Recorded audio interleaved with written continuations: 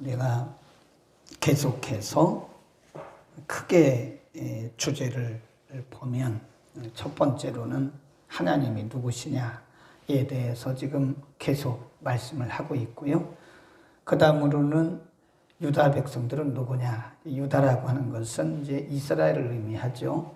이스라엘 백성들은 정체가 뭐냐. 그 이스라엘 백성들의 정체성, 아이덴티티에 대해서 말씀을 하고, 그 다음 또 말씀하는 것이 우상은 무엇이냐에 대해서 계속 지금 반복해서 하나님, 이스라엘 백성들, 우상 계속 이렇게 번갈아 가면서 반복해서 말씀하고 있는 것은 지금 하나님이 유다 백성들에게 계속 가르치시는 거예요. 가르치시고 훈계하시고 약속하시고 또 그들에게 가르치시고 훈계하시고 약속하시고, 그러니까 결국을 보면 우리가 처음부터 하나님을 잘 믿고 잘 섬기는 것이 아니라 사실은 하나님이 우리를 가르치시는 거예요. 이런저런 모양을 통해서 이런저런 방법들을 통해서 우리를 수정해 나가시는 겁니다. 그러니까 처음부터 하나님을 잘 알고 또 처음부터 하나님을 잘 경배하는 사람은 없어요. 처음은 누구나 다 죄성을 가진 인간이기 때문에 우리의 시력이, 영적 시력이 굉장히 어둡습니다. 그런데 하나님이 계속 이런저런 방법들을 통해서 우리를 가르치시는 거예요. 그러니까 우리의 삶의 현장에서 일어나는 모든 일들이 그것이 내 마음에 들든 안 들든 우리가 이해를 할 수 있든 없든 우리가 예상을 했든 못했든 일어나는 모든 일들을 통해서 우리는 하나님의 음성을 들어야 되고 하나님의 손길을 발견해야 됩니다. 그것이 우리가 하나님과 깊은 교제를 하는 성도의 자세고요. 오늘도 하나님이 유다 백성들에게 먼저 우상에 대해서 말씀을 하세요. 46장 1절에 보면 벨, 이게 우상이죠. 벨은 엎드러졌고 느보도 우상이죠. 느보는 구부러졌도다. 그들의 우상들은 짐승과 가축에게 실리웠으니 너희가 떠매고 다니던 그것은 피곤한 짐승의 무거운 짐이 되었도다. 그들은 구부러졌고 그들은 일제히 엎드러졌으므로 그 짐을 구하여 내지 못하고 자기도 잡혀 갔느니라. 그러니까 우상이 얼마나 그들이 그렇게 집중하고 집착하고 그렇게 하나님보다 더 가까이 했던 우상이 얼마나 무가치한가, 무능한가를 가르쳐 주는 거죠. 그러니까 하나님이 그들이 섬기는 우상을 다 부숴버린 거예요. 우리가 신학에 와서는요, 우상이라는 것은 하나님보다 더 사랑하고 사모하고 집중하는 것은 우상이에요. 그래서 하나님이 그 우상을 하나씩 하나씩 제거하는 작업을 하세요. 그러니까 하나님이 우리에게 원하시는 것은 우리의 시선이 오직 하나님께만 오기를 원하시는 거예요. 그래서 출애굽기 20장에 보면 나는 질투하는 하나님이라 그러잖아요. 그러니까 하나님보다 더 집중하고 집착하고 하나님보다 더 관심 두고 사랑하는 것은 그것은 신약에 오면 다 우상이라고 말하잖아요. 우리가 뭐 사찰에 가지 않고 우리가 무슨 신전을 만들지 않아도 하나님보다 더 사랑하고 더 높이는 것, 그것은 우상이다. 그래서 하나님의 작업은 우리의 시선이 그런 곳에 빼앗기지 않기 위해서 그런 것들을 끊어내는 작업을 하시는, 부숴내는 거예요. 지금 여기 보면 벨과 느보 섬겼던 우상들을 하나님이 다 이렇게 부수잖아요. 그 짐승이 그거를 마차에 싣고 갖다 버리잖아요. 그들이 그렇게 섬겼던 우상을, 그런 것처럼 우리가 하나님보다 더 사랑하고 집중하고 집착하는 것들을 하나님이 다 이렇게 제거하는 작업을 하시고, 결국에 가서는 우리의 시선이 하나님께로만 향하도록 그렇게 한다. 하나님의 작업, 하나님의 활동이다, 이렇게 보시면 되고요. 이스라엘에 대해서는 뭐라고 말씀하시는가? 3절, 야곱집이여 이스라엘 집에 남은 모든 자여 나를 들어라. 이 들어라 이런 말씀이 계속 나와요. 나를 들어라, 내게 들어라 그런 말씀이죠. 배에서 나무로부터 내게 안겼고 태에서 나무로부터 내게 품기운 너희여. 4절 시작. 너희가 노년에 이르기까지 내가 그리하겠고 백발이 되기까지 내가 너희를 품을 것이다. 내가 지었은즉 안을 것이요 품을 것이요 구하여 내리라. 이게 하나님의 불변의 사랑이고요. 하나님의 불변의 섭리입니다. 하나님이 우리를 선택하셨죠. 우리를 부르셨죠. 하나님의 자녀로 우리에게 가르치셨죠. 근데 그런 하나님이 어느 날 갑자기 마음이 변심돼 가지고 우리를 던져버려요. 그런 하나님이 아니라는 거예요. 비록 인간이 실수하고 곁길로 가면 하나님이 징계하셔가지고 그를 수정해서 하나님께로 다시 오게 하시는 하나님이시지, 하나님이 우리를 지으시고 선택하시고 부르시고 자녀 삼으셨는데 어느 날 갑자기 하나님을 우리를 던져버리시는 그런 하나님이 아니라는 거예요. 내가 끝까지 너를 품을 것이요 끝까지 내가 너를 안을 것이요 백발이 될 때까지 내가 너를 책임질 것이다. 그러니까 하나님은 아버지예요. 아버지. 그러니까 아버지가 생각하는 자녀, 자녀가 생각하는 아버지 달라요. 우리는 자녀의 입장에서 아버지를 보는, 하나님을 바라보고 우리 입장에서. 근데 하나님은 하나님의 안목에서 우리를 바라보는 거예요. 우리의 안목이 이렇게 작게 세상을 본다면 하나님은 전 세계를 한눈에 보시는 분이시기 때문에 우리하고는 바라보는 관점이 다릅니다. 그러니까 유다 백성들은 틈만 나면 하나님을 떠나고 우상을 숭배하고 틈만 나면 하나님을 거역했지만 하나님의 그 사랑은 변함이 없는 거예요. 내가 너를 지었고 불렀고 내가 너를 내 자녀라 인쳤으니 내가 너를 끝까지 내가 너를 책임지시겠다. 아멘. 7절 보세요. 7절에 보면 이렇게 말씀해요. 그것을 들어 어깨에 메우다가 그의 처소에 두면 그것이 서서 있고, 우상을 얘기하는 거죠. 거기서 능히 움직이지 못하며 그에게 부르짖어도 능히 응답지 못하며 고난에서 구하여 내지도 못하느니라. 8절 배역한 자들아 이 일을 기억하고 장부가 되라. 이 일을 다시 생각하라. 우상은 아무것도 아니고 오직 하나님만이 그들의 아버지가 되신다는 사실을 기억하라고 명령하는 거예요. 그러니까 하나님이 유다 백성들을 가르치시고 눈을 서서 이렇게 여시는 거예요. 그들이 숭배했던, 그들이 그렇게도 집중하고 집착했던 우상은 아무것도 아니로구나. 스스로 깨닫게 하는 거예요. 그러니까 하나님이 우리를 늘 가르치신다고 그러잖아요. 그러니까 오늘날은 보혜사 성령께서 우리 가운데 오셔서 우리를 하나하나 이렇게 가르쳐 가시는 거예요. 그러면서 우리의 삶이 변화되는 거죠. 우리는 그거를 성화, sanctification이라고 합니다. 성화. 하나님께서 우리를 점점 거룩한 하나님의 자녀로 이렇게 변화시켜 가는 거예요. 그게 우리의 노력으로 되는 게 아닙니다.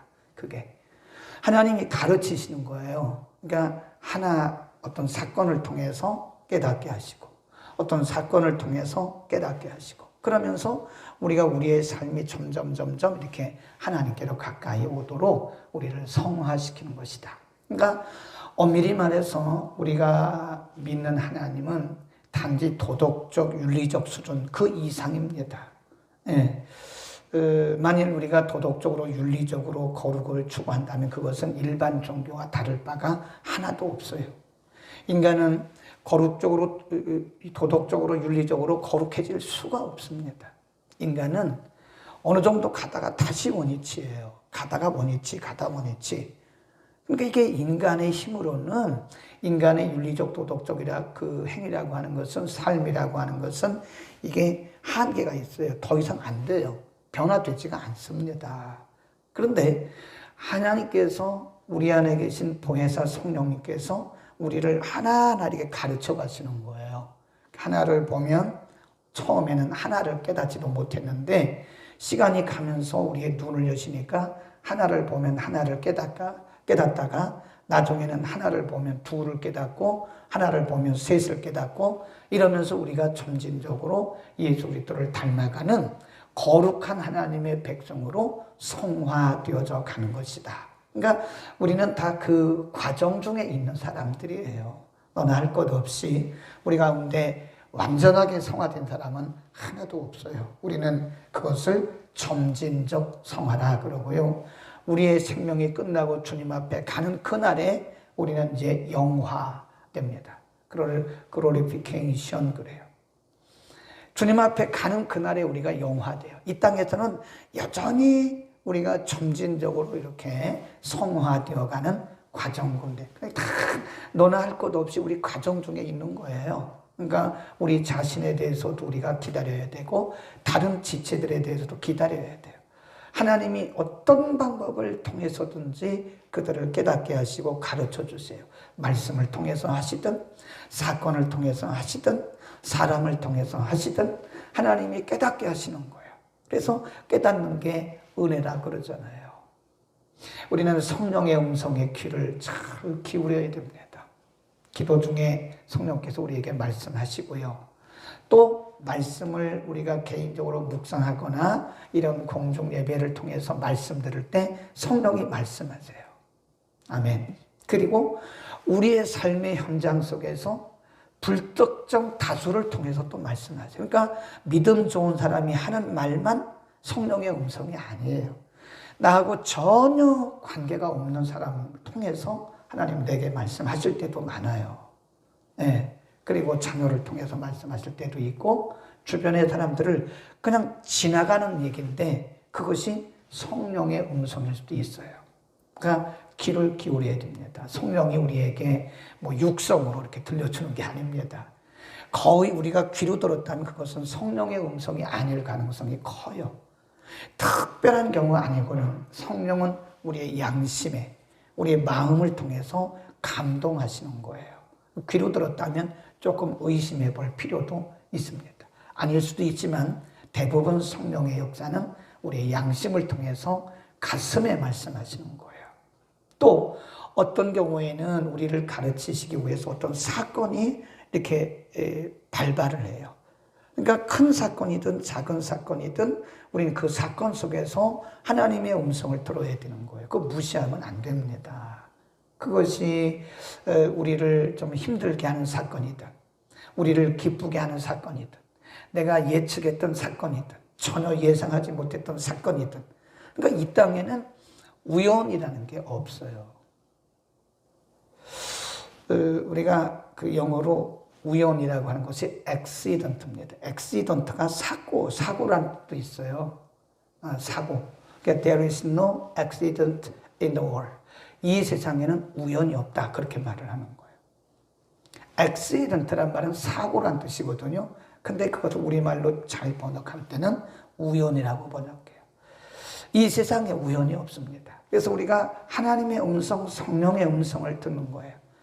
하나님이 나를 가르치기 위해서, 나를 깨닫게 하기 위해서, 나를 성화시키기 위해서 이런저런 방법들을 사용하신다는 것. 그래서 우리가 여기도 보면 들으라, 들으라, 들으라 이런 말씀 많이 하잖아요.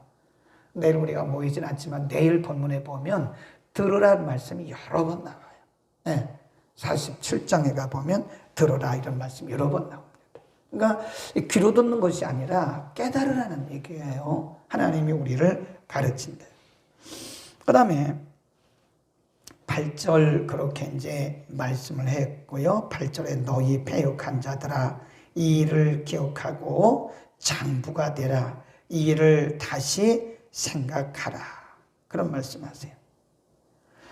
그 다음에 하나님이 이제 이들을 잠시 징계하실 방법을 말씀하는데 9절 너희는 옛적 일을 기억하라.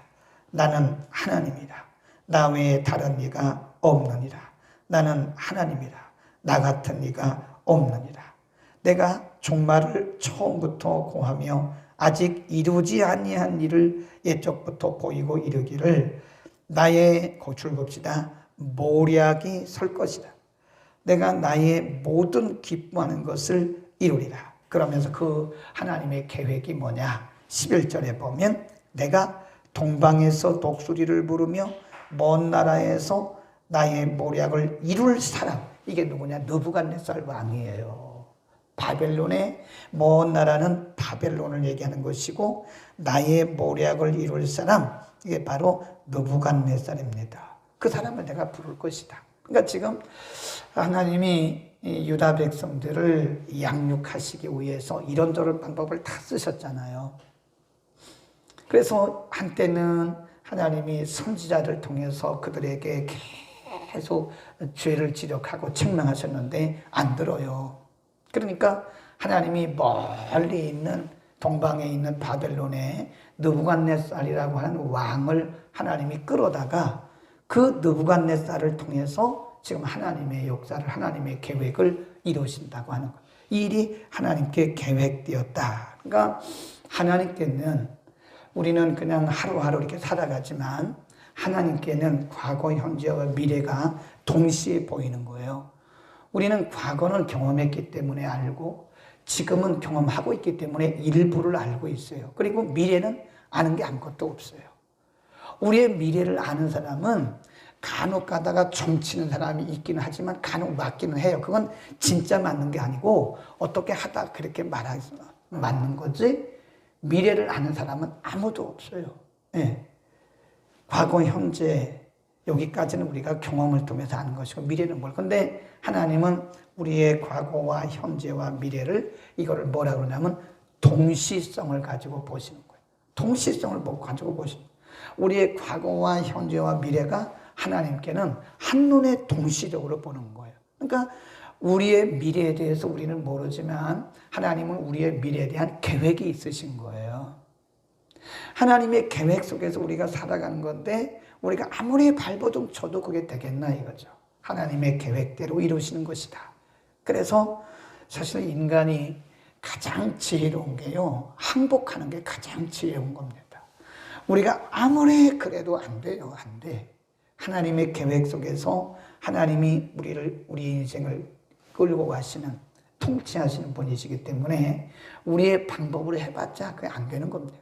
그래서 하나님 앞에 항복하고 그분을 바라보고 신뢰하고 나가는 게 가장 지혜로운 신앙생활이다. 저는 그렇게 생각을 합니다. 자, 13절 이렇게 말씀합니다. 12절 마음이 완악하여 의에서 멀리 떠난 너희여 나를 뭐라 그래요? 들어라. 13절 내가 나의 의를 가깝게 할 것인즉 상거가 멀지 아니하니 나의 구원이 지체치 아니할 것이다. 내가 나의 영광인 이스라엘을 위하여 구원을 시온에 베풀리라. 그래서 앞에 부분에서는 바벨론의 일시적으로 그들을 파시는 거예요. 일시적으로. 우리가 볼 때 70년이지만 하나님께는 그게 70년이 일시예요. 일시적으로 바벨론에 파셨다가 거기서 그들을 이렇게 훈련하신 다음에는 13절은 종국에는 그들을 다시 원위치시켜서 다시 회복시키시겠다고 하는, 그러니까 과거, 현재, 미래에 대해서 하나님이 지금 동시성을 가지고 일을 하고 또 말씀하고 계시는 것이다. 그러니까 하나님이 오라요, 우리가 오라요. 우리가 그 말씀 45장에서 44장인가요? 공부했잖아요. 지음받은 토기가 우리를 짓는 토기장이에게 나를 왜 이렇게 만들었냐고 말할 수 있겠냐 그 말이에요. 그건 토기장이 마음대로 하는 거예요. 그러니까 하나님이 오라요, 우리가 오라요. 그건 100번 하나님이 오르시죠. 하나님이 오르. 그게 아멘 신앙이에요. 하나님이 옳습니다. 그게 아멘입니다. 우리는 항상 근시한 쪽이에요. 예, 내일도 모른다니까요. 그런 아주 제한된 존재이기 때문에 하나님은 우리의 과거와 현재와 미래를 동시성을 가지시고 일하시기 때문에 그분이 하는 게 다 맞아요. 예, 아멘. 그래서 우리는 매사에 아멘하고 하나님이 옳다, 하나님이 옳으심을 인정해야 됩니다. 하나님 옳습니다. 그러니까 우리가 이해가 안 가도 하나님 옳습니다. 아멘 해야 돼요. 네, 우리가 이해 가는 것만 안에 아멘 하는 거는요, 그것은 아주 극단이 아니고 한쪽으로 치우친 그런 신앙이죠. 하나님은 과거와 현재와 미래를 동시에 보시기 때문에 그분이 옳다니까요. 그래서 제가 늘 쓰는 말이 뭐냐면, 하나님의 시간에 하나님의 방법대로 하나님이 이루시는 것이다. 우리 그걸 보는 거죠. 그거를 우리가 바라보고 그분을 신뢰하는 그것이 아멘 신앙입니다. 아멘. 오늘도 우리를 하나님이 가르쳐 가세요. 매사에 범사에 아멘 할 수 있는 사람이 우리 중에 몇 명이나 있겠습니까?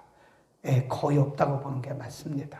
누구나 다 하나님이, 우리가 이론적으로는 하나님이 옳습니다라고 말을 하지만, 그렇게 믿고 있지만 우리의 삶의 현장에서 일어나는 일들에 대해서 우리가 정말 얼만큼 몇 %나 아멘할 수 있는가, 그것은 아마 각 사람의 상황에 따라서 다를 수도 있는데, 어쨌든 성경이 우리에게 가르치는 것은 매사에 아멘 해자예요.